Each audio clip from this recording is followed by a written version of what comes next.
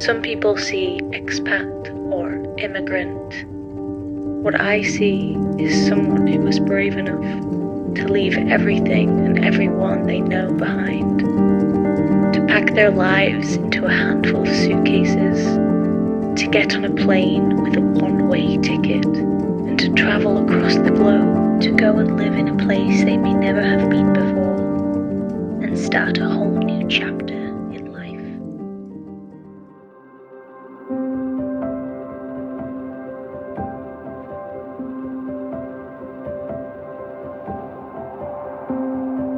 I never knew it could be so easy.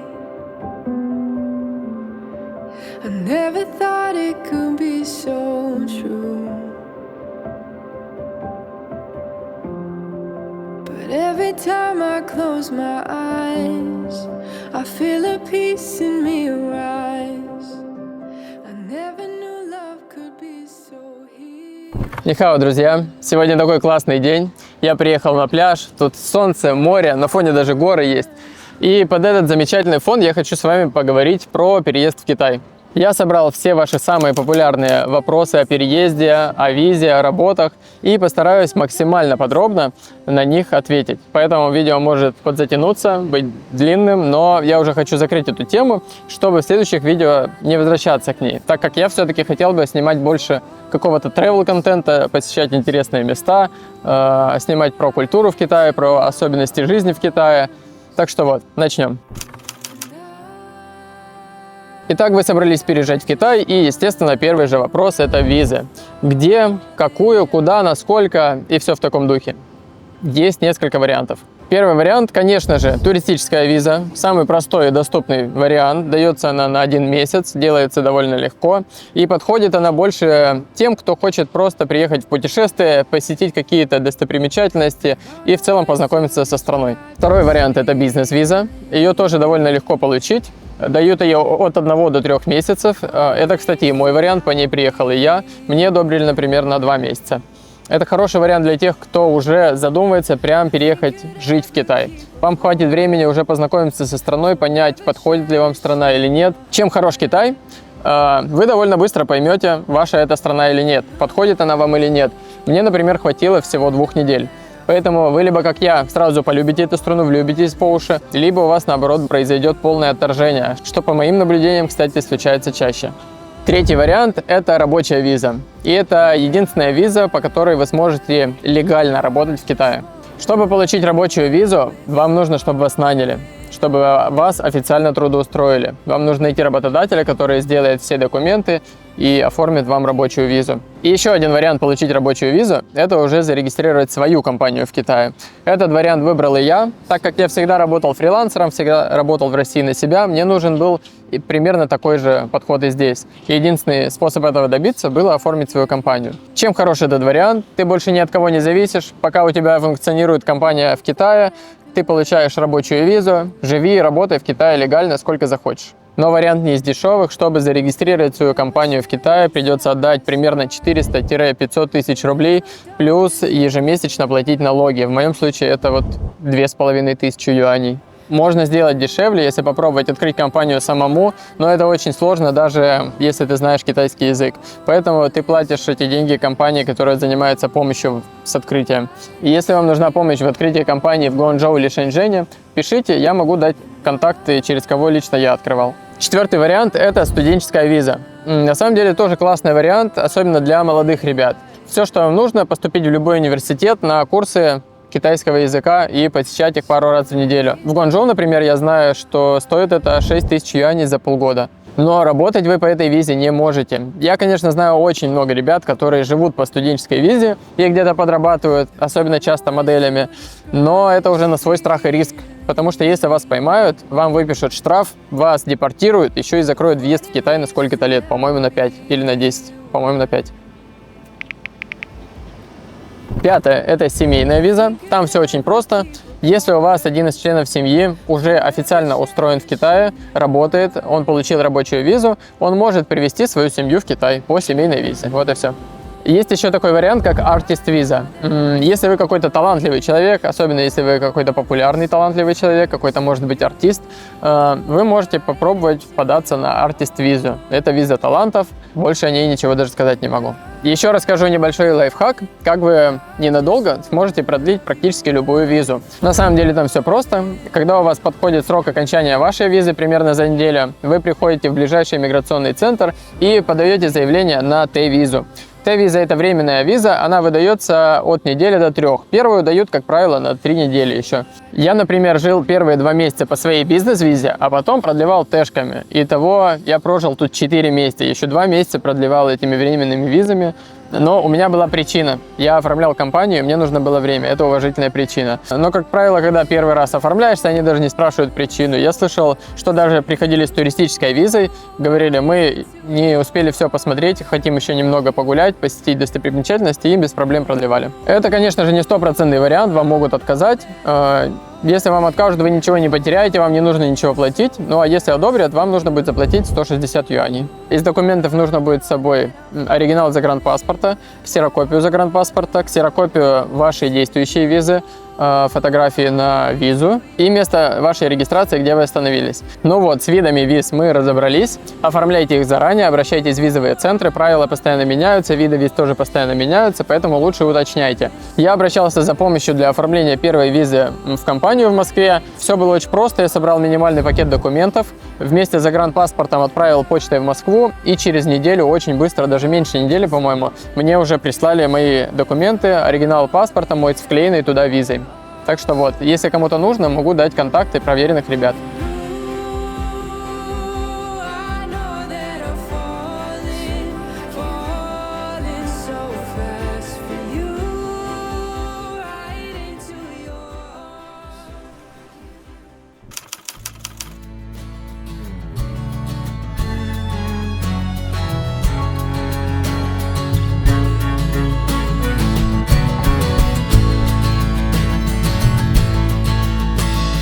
Watching the sunset on Tennessee hills.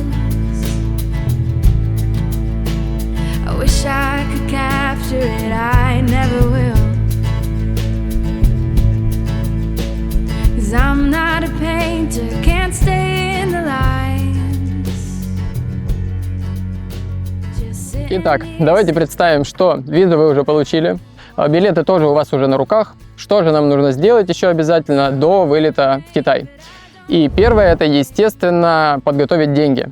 Можно брать с собой наличку, можно брать и доллары, и рубли, но я рекомендую хотя бы часть денег, хотя бы небольшую часть, обменять сразу в России на юани, потому что в Китае курс на обмен будет уже не такой выгодный. Второе. Устанавливаем как можно больше VPN-сервисов. В Китае без VPN работает только ВКонтакте почему-то, а все остальное, типа Telegram, WhatsApp, Viber, Instagram, только через VPN, как и все сервисы Google. Бесплатные работают нестабильно, поэтому скачиваем либо очень много бесплатных, либо сразу покупаем хорошее платное. Я, например, пользуюсь вот таким. Вот тут оставлю название, здесь стоимость. Могу действительно порекомендовать. Этот VPN заточен специально под Китай, работает действительно хорошо. Третье – это установить WeChat. WeChat – это самое главное приложение в Китае, без него тут никуда, тут вся ваша жизнь будет. Это и мессенджер, это и группы, и оплата всего чего угодно. В общем, все в одном. И первое, что вас попросит любой человек при знакомстве в Китае, это ваш WeChat. Плюс в нем проще всего коммуницировать с другими китайцами или другими иностранцами, если у вас не очень со знанием языков, так как в нем есть автоматически встроенный переводчик, который работает, кстати, очень даже хорошо. Ну и финальное, четвертое, это скачать хороший переводчик. Лучше даже несколько. Я пользуюсь вот таким, могу порекомендовать, работает хорошо, переводит как по фото, как угодно. Ну вот, теперь у вас минимальная база уже есть, можно не переживать. Поэтому настраиваемся, собираемся и в путь. Добро пожаловать в Китай! Если вокруг вас никто не говорит ни по-английски, ни по-русски, значит вы прилетели верно, вы в Китае. Отставить панику, вытерли слезы, мы к этому готовились с вами, мы все знаем, у нас есть переводчик. Выходим на улицу, ловим первое попавшееся такси, объясняем через переводчик, куда нам нужно ехать, показываем куда-нибудь в центр города. Если вы прям вообще молодцы и подготовились, то уже забронировали себе и выбрали отель. И уже у вас есть точный адрес. Если вы прилетели работать по контракту, то можете не переживать, вас, скорее всего, уже встретят и в аэропорту, и обеспечат жильем, и отвезут сразу куда нужно. Если нет, то мы заселяемся в любой отель. Среднюю стоимость я постараюсь узнать, вот здесь напишу, если у меня получится. Даже если вы прилетели в Китай с расчетом сразу остаться на длительный срок, в любом случае вы сперва заселитесь в отель, потому что вам нужно будет еще пару дней, а то и неделя, чтобы выбрать квартиру, арендовать ее, выбрать вообще район, в котором вы хотите жить. Про аренду квартир в Китае я рассказывал в своем предыдущем ролике про стоимость жизни в Китае. Если вкратце, то китайцы не привыкли сдавать на короткий срок квартиры. Они сдают обычно на 1 год. Но в лучшем случае вы найдете на полгода. После заселения в квартиру вам обязательно нужно будет зарегистрироваться в ближайшем полицейском участке. Как это сделать и где он находится, можете спросить у вашего риэлтора, либо у управляющей компании, они вам подскажут. В случае с заселением в отель этого делать не нужно, они вас должны автоматически зарегистрировать. Средняя стоимость аренды квартиры в Гуанчжоу, например, 2500-3 тысячи юаней в месяц. Где-нибудь подальше от центра можно найти хорошие варианты и за 1700 юаней. Для Гуанчжоу я могу дать контакты риэлторов, если необходимо. Но для любого города работает одна и та же схема. Вы просто гуляете по городу, катаетесь, выбираете район, который вам понравился, где бы вы хотели жить, и находите в нем риэлторскую компанию. Благо их полно повсюду. Они находятся обычно на 1-м этаже. Можете спросить у любого китайца через наш волшебный переводчик. Он вам подскажет, не стесняйтесь, все покажет. Дальше. Что мы делаем в первую очередь? Правильно, покупаем местную сим-карту. Благо отделение находится на каждом шагу, вы без труда найдете. Выглядит они примерно вот так. У меня подключение стоило 300 юаней, и 150 юаней я плачу каждый месяц за свой тариф. Там есть тарифы немного дешевле. Все, мы молодцы, у нас есть связь, у нас есть интернет. Мы пережили полдня без интернета, надеюсь, без особых травм психологических для себя. Теперь мы можем установить Alipay. Alipay – это главное платежное приложение в Китае. Им можно оплатить абсолютно все, там от билетов на поезд, самолет, в любом магазине расплатиться, заказать такси, еду, что угодно. Есть еще WeChat для оплаты, но для WeChat вам потребуется китайская банковская карта, которую в 99% случаев вам не откроют без рабочей визы. Поэтому скачиваем Alipay, регистрируется он на китайский номер телефона, и вам осталось только найти человека, который у вас возьмет наличку и закинет вам на Alipay деньги. Если есть с этим проблемы, и вы не можете найти человека, который вам поможет с переводом, есть бот, есть сайт, через который можно даже со Сбера пополнить свой Alipay. Но, естественно, там курс не такой выгодный. Я лично сам пользуюсь постоянно, как бы ничего не поделать. Просто знайте, что такой вариант есть. Если вам нужен, я могу отправить, пишите. Теперь для полного комплекта скачиваем приложение Такси. Оно одновременно является и картами. Я уж не буду рассказывать, как там им пользоваться. Там все интуитивно понятно. Плюс вы можете сделать скриншот, закинуть в переводчик и перевести. Привыкайте, это вы делать будете по 100 раз в день, особенно первое время, вся память телефона у вас будет забита скриншотами. Естественно, скачиваем Taobao, это приложение для покупки вообще всего, техники, домашних животных, еды, заказывать можно что угодно с доставкой на дом. И, конечно же, приложение для доставки продуктов и готовой еды. В любом из этих приложений разобраться достаточно просто. Я уж не буду подробно рассказывать. Достаточно вам будет один раз забить свой адрес и привязать Alipay. Все. И вы сможете заказывать все, что угодно в один клик. Ну что, поздравляю вас. Вы прошли курс молодого бойца. Теперь вам вообще ничего не страшно. У вас есть мобильная связь, у вас есть интернет, у вас есть WeChat, Alipay, карты, такси, заказ продуктов, все что угодно. Вы теперь ничего не боитесь. Посвящены. Поздравляю!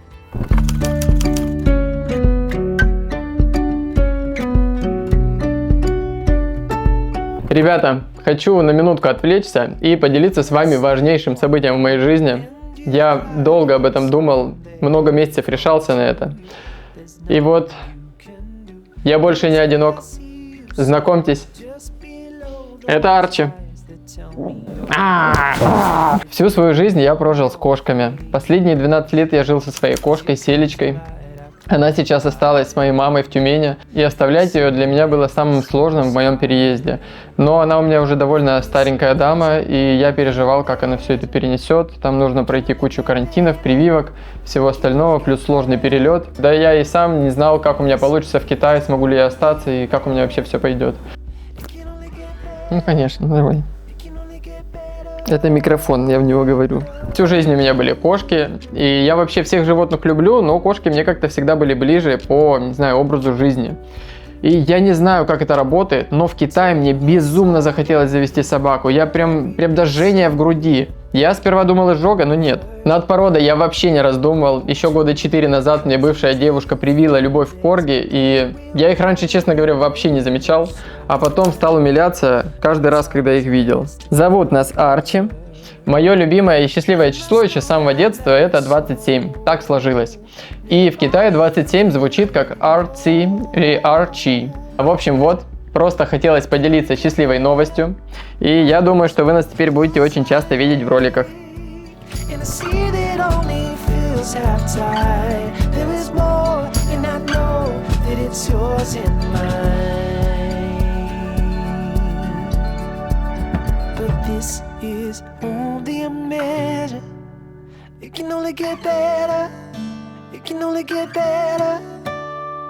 And this is only a measure. It can only get better. It can only get better.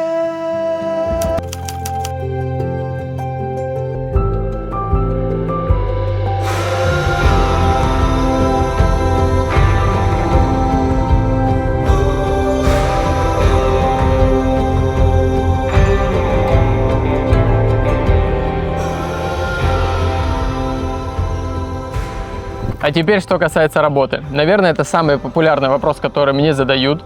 И обычно это выглядит примерно вот так. Алексей, привет, есть ли для меня работа в Китае? Или привет, я инженер, есть ли для меня работа? Я, конечно, очень всем хочу помочь, ребят. Но я даже не знаю, с чего начинать отвечать на такие вопросы. Поэтому давайте вместе разбираться. Сразу стоит сказать, что обычной работы для иностранцев в Китае не будет. Им нет смысла нанимать вас официантом, охранником, доставщиком, таксистом, курьером и так далее. Вас нужно учить, вы не знаете языка, вы не знаете традиций, вам нужно делать рабочую визу, обеспечивать жильем, в общем, одни сложности с вами. А рабочая сила у них и так довольно дешевая. Поэтому давайте разбираться, что же у нас остается. Первое. Если вы собираетесь работать по профессии. В Китае действительно очень ценят хороших иностранных специалистов с высшим образованием. И действительно вам готовы платить больше только потому, что у вас европейская внешность. Иметь иностранного сотрудника в компании – это считается престижно. Но, очень важное но, вас действительно будут ценить и возьмут на работу только если вы правда очень хороший специалист в своей области и обязательно с высшим образованием. Без высшего образования в крупных компаниях, увы, вы здесь никому нужны не будете. Второе. Если вы не собираетесь работать по профессии, можно найти кучу вакансий, и все еще хорошо, если у вас есть высшее образование. Причем неважно в какой сфере, важнее просто, чтобы оно было. Это откроет перед вами намного больше дверей. Но не стоит расстраиваться, если у вас нет высшего образования. Для иностранцев без вышки все еще есть вакансии, хоть их список и уже поуже. Из того, что я чаще всего вижу в группах по поиску работы, ищут моделей, танцоров, певцов, учителей английского языка, хостес, торговых представителей. В общем, все в таком духе. Очень много артистов ищут. И средняя зарплата для таких вакансий 9-12 тысяч юаней. Знание иностранных языков чаще всего не обязательно, но если вы каким-то чудом знаете китайский язык, перед вами откроется сразу очень много дверей, и зарплата ваша будет значительно выше. Английский язык вам не так сильно поможет, но тоже может стать где-то хорошим плюсом. Я, к слову, приехал совершенно с нулевым уровнем английского и китайского, естественно, и мне кажется, люди вообще сильно преувеличивают эту проблему. Я особых сложностей, например, в коммуникации с людьми не ощущаю. Когда мне было нужно, я самостоятельно снял квартиру, я провел туда интернет, я купил абонемент в бассейн себе. Когда у меня пропал свет в квартире, я вызвал электрика. Да я завел собаку, я хожу с ней в ветеринарную клинику. Да и в конце концов я работаю здесь. Я работаю с китайцами и иностранцами. Все нормально. Так что нет в этом никакой глобальной проблемы. Все-таки 2024 год, переводчики работают, было бы желание. Поэтому не воображайте себе страшных проблем, и они не будут таковыми являться. Просто нужно быть к этому готовым. Теперь, где и как искать работу? Я оставлю пару популярных сайтов, где вы сможете посмотреть вакансии. Но, пожалуйста, не останавливайтесь на этом. Если вы действительно хотите найти работу в Китае, переройте весь интернет. Подготовьте свое резюме на русском, на английском, на китайских языках. Оставляйте его везде, где только можете. В Telegram есть неплохие группы по поиску работы. Они так и называются «Работа Китай». Там каждый день выкладывают актуальные вакансии для иностранцев. Если вы не можете найти их самостоятельно, пишите, я вам отправлю, у меня парочку есть. Еще важно, если вы ищете работу по профессии, подготовьте свой диплом и справку с опытом работы и переведите эти документы на китайский язык. Это первое, что у вас будут спрашивать. Отдельно хочу сказать про фриланс. Если вы были востребованным фрилансером в России, то, скорее всего, вы будете востребованы и в Китае. Неважно, фотограф вы, видеограф, визажист, стилист, кто угодно. Ищите людей, которые уже живут в Китае и работают в вашей сфере. Не бойтесь спрашивать совета, люди в целом тут довольно отзывчивые. Помогут, расскажут, спрашивайте совета, возможно, даже на первое время под свое крыло возьмут. Вообще, я считаю, что фрилансерам куда проще переезжать и осваиваться, но есть и минус. Единственный легальный способ работать на себя – это регистрировать свою компанию, что, как я уже говорил, недешево. Кроме этого, несколько месяцев бегать с бумажками по разным инстанциям. Вам нужно будет арендовать офис, вам нужно будет нанять китайского сотрудника, платить ежемесячные налоги. В общем, путь тоже не из простых. Нужно иметь достаточную финансовую подушку для такого пути. И это касается вообще всех. Я думаю, это и так очевидно, но на всякий случай проговорю. Переезжать на последние деньги в Китай не самая лучшая идея. Даже если у вас уже подписанный контракт на работу в Китае, все равно нужно иметь достаточный запас денег. Лично я считаю, главное, что у вас должно быть, это достаточная мотивация и бешеное желание переехать в Китай. Я скорее поверю, что человек сможет переехать без денег, чем без достаточной мотивации. В общем, если вы действительно серьезно нацелены на переезд в Китай, ищите работу заранее. Это закроет вам сразу множество проблем. Вам сделают и приглашение в страну, и сделают рабочую визу, и купят билеты, и обеспечат жильем. Ну и самое главное, у вас будет работа. Я вам могу привести отличный пример. У меня друг из Тюмени прилетел ко мне в гости на 2 месяца. За это время он погулял, пообщался с людьми, познакомился с Китаем. Ему Китай очень понравился. После этого он вернулся в Россию, за месяц закрыл все свои дела, нашел работу в телеграм-канале, подписал контракт, ему сделали визу, оплатили билеты, обеспечили жильем. Он живет, сейчас работает в Китае, счастливый. И последнее. Но я считаю, что это самое важное – подготовить себя морально. Китай действительно страна далеко не для всех. И никто вам не обещает, что вы не сбежите самостоятельно через 2 недели. Но меня искренне больше всего удивляют люди, которые прилетают и начинается. Они меня не понимают, английского не знают, еда не такая, громко разговаривают, курят везде.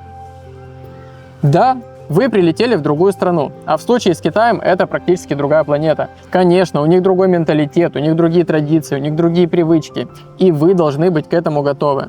Кроме того, мы всего лишь гости в этой стране, поэтому давайте, пожалуйста, относиться к китайцам и их традициям с уважением. Ну вот, я надеюсь, что частично я помог ответить на ваши вопросы о переезде в Китай. Всю полезную информацию, все названия приложений и все остальное я оставлю в описании. Если я забыл о чем-то рассказать, а я, скорее всего, забыл о чем-то очевидном рассказать, пишите в комментариях. Я в обязательном порядке все читаю и стараюсь на все отвечать. Также вы мне можете написать ВКонтакте или в Инстаграм. Не было еще ни одного человека, которого я бы проигнорировал. И огромное спасибо всем за поддержку. Мне правда очень приятно. Хочется добром отвечать на добро, а все, что я могу для вас, это записывать ролики, делиться какой-то информацией, делиться своими знаниями. Так что вот. Спасибо, что досмотрели. Пока. Поверьте мне, никогда не поздно. Или в моем случае никогда не рано. Быть тем, кем хочешь быть. Нет временных рамок. Начни, когда захочешь. Для этого нет каких-то правил. Мы можем сделать лучший или худший выбор. Надеюсь, ты сделаешь лучший. Надеюсь, ты увидишь много удивительных вещей. Надеюсь, ты встретишь людей с разными точками зрения. Надеюсь, ты будешь гордиться своей жизнью. А если поймешь, что нет, надеюсь, у тебя хватит сил начать все сначала.